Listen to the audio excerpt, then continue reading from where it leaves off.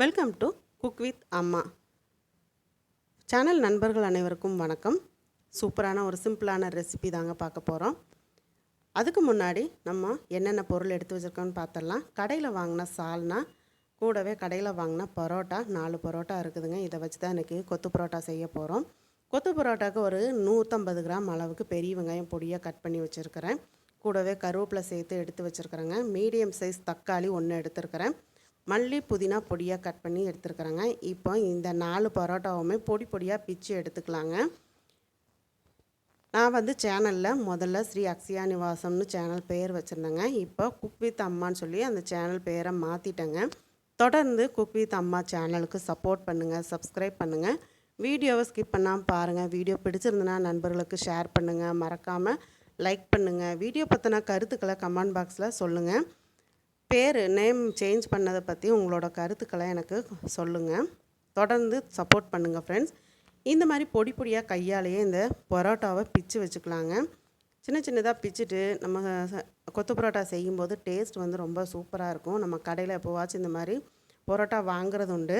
கடையில் கொத்து பரோட்டா வாங்கினீங்கன்னா ரேட்டும் அதிகம், டேஸ்ட்டும் கம்மி. ஆனால் வீட்லேயே இந்த மாதிரி நீங்கள் ரெடி பண்ணி பாருங்கள், ரொம்ப சூப்பராக இருக்கும்.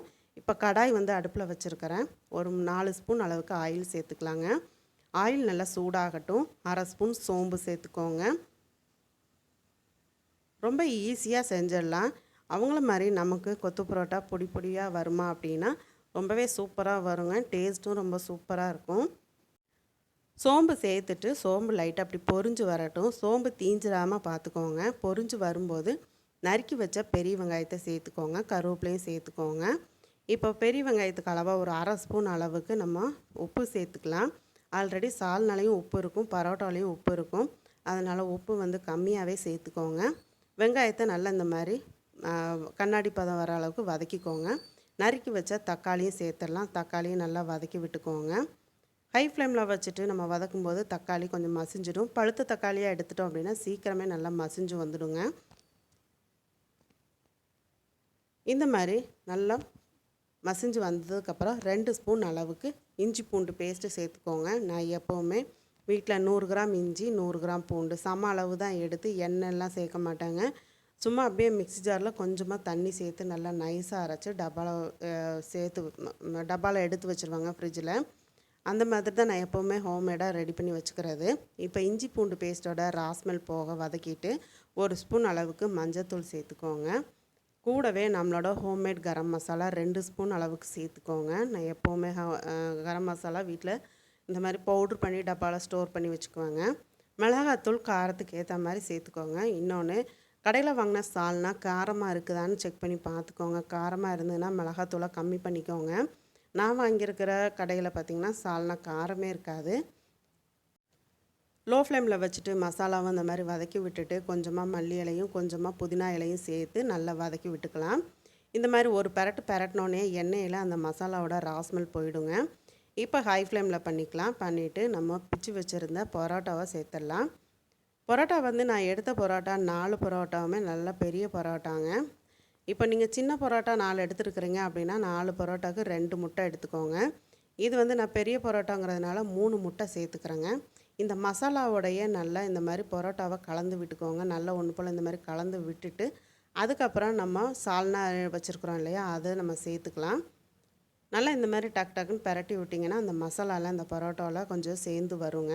இப்போ நடுவில் இந்த மாதிரி பண்ணி விட்டுட்டு சுற்றி நல்லா சால்னாவை சேர்த்து விட்டுக்கலாம். சால்னா வந்து நான் ஒரு 5 கரண்டி அளவுக்கு நான் சேர்த்துக்கிறேங்க. சால்னா வந்து நல்லா சேர்த்துட்டோம் அப்படின்னா கொத்து பரோட்டா வந்து வரன்னு இல்லாமல் நல்லா சாப்பிட்றதுக்கு நல்லா இருக்குங்க. இப்போ சால்னாவை சேர்த்துட்டு நல்லா இந்த மாதிரி பரட்டி விட்டுக்கோங்க. நம்ம எந்த அளவுக்கு பரோட்டாவை பொடியாக பிச்சு போட முடியுமோ பிச்சு போட்டுட்டோம் அப்படின்னா இன்னுமே நல்லா அந்த சால்னா ஊற்றுனதுக்கப்புறம் நம்ம கரண்டி வச்சு இப்படி கொத்தி நம்ம பண்ணுறதுக்கு கரெக்டாக இருக்கும். கொத்து பரோட்டா ரொம்ப நல்லா சாஃப்டாக, அதே சமயத்தில் நல்ல பொடியாக கடையில் செஞ்ச மாதிரியே சூப்பராக வருங்க. கடையை விட நம்மளை செய்கிற இந்த கொத்து பரோட்டா ரொம்ப டேஸ்ட்டாகவும் இருக்கும். நடுவில் ஒரு குழி மாதிரி பண்ணிவிட்டு 3 முட்டையை உடச்சி ஊற்றிக்கோங்க. நீங்கள் வந்து முட்டை எப்போவுமே எடுக்கிறீங்க அப்படின்னா தண்ணியில் போட்டு செக் பண்ணிக்கோங்க. முட்டையாக இருந்தால் மேலே மிதந்துடுங்க. நல்ல முட்டையாக இருந்துச்சுன்னு சொன்னால் தண்ணியில் முங்கிடும். அந்த மாதிரி ஒரு பவுலில் தண்ணி வச்சு செக் பண்ணிவிட்டு முட்டையை எடுத்து யூஸ் பண்ணுங்கள். உங்களுக்கு இப்படி உடச்சி ஊற்றுறது ஓடு உடஞ்சிரும் அப்படின்னு நினச்சிங்கன்னா ஒரு கிண்ணத்தில் நீங்கள் ஊற்றிட்டு அதுக்கப்புறம் நீங்கள் இந்த பரோட்டாவோட சேர்த்துக்கோங்க. அந்த முட்டை கலவை ஒரு 1/2 ஸ்பூன் மிளகுத்தூள் சேர்த்துக்கலாம். ஒரு பிஞ்ச் அளவுக்கு உப்பு சேர்த்துக்கோங்க. சேர்த்துட்டு நடுவில் கரண்டி வச்சு நல்ல ஒரு கிளறி விட்டுக்கோங்க. மீடியம் ஃப்ளேமில் வச்சுட்டு கிளறுங்க. இது மாதிரி கிளறிட்டு இப்போ பரோட்டாவை சேர்த்து நல்லா கிளறி விட்டுக்கலாம். உங்களுக்கு இந்த வீடியோ பிடிச்சிருந்தனா நண்பர்களுக்கு ஷேர் பண்ணுங்கள். மறக்காமல் லைக் பண்ணுங்கள். வீடியோ பற்றின கருத்துக்களை கமெண்ட் பாக்ஸில் சொல்ல மறக்காதீங்க. தொடர்ந்து குக் வித் அம்மா சேனலை சப்ஸ்கிரைப் பண்ணுங்கள். சப்ஸ்கிரைப் பண்ணும்போது ஆளுங்கிற பெல் பட்டனோட சப்ஸ்கிரைப் பண்ணிக்கோங்க. அப்போ தான் நான் போடக்கூடிய வீடியோஸ் எல்லாம் உடனுக்குடனே நோட்டிஃபிகேஷனில் கிடைக்கும். இப்போ மீடியம் ஃப்ளேமுக்கும் ஹை ஃப்ளேமுக்கும் நடுவில் வச்சுட்டு நல்லா இந்த மாதிரி கரண்டி வச்சு கொத்தி விட்டு நல்லா கிளறி விடுங்க. அடி பிடிக்காத அளவுக்கு டக்கு டக்குன்னு கிளறிட்டீங்க அப்படின்னா சூப்பரான கொத்து பரோட்டா ரெடி ஆகிடுச்சுங்க. நல்ல ஒரு ஃப்ளேவராகவும் இருக்குது, சூப்பராகவும் ரெடி ஆகிடுச்சு. நல்லா இந்த மாதிரி ஒரு 3 நிமிஷம் அப்படி பரட்டி விட்டோம்னாலே நமக்கு கடையில் இருக்கிற மாதிரி கொத்து பரோட்டா ரெடி ஆகிடுங்க.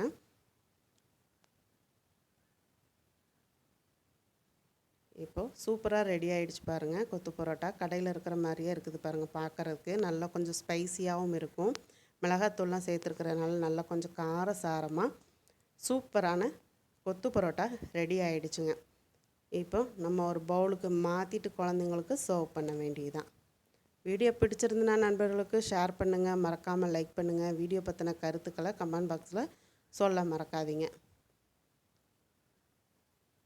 ஈஸியாக செஞ்சிடலாங்க. வீட்டிலையே நமக்கு பரோட்டாவும் சால்னாவும் கடையில் வாங்கிட்டு வந்தோன்னா ரொம்ப ஈஸியாக வீட்டில் செஞ்சு குழந்தைங்களுக்கு சர்வ் பண்ணலாம்.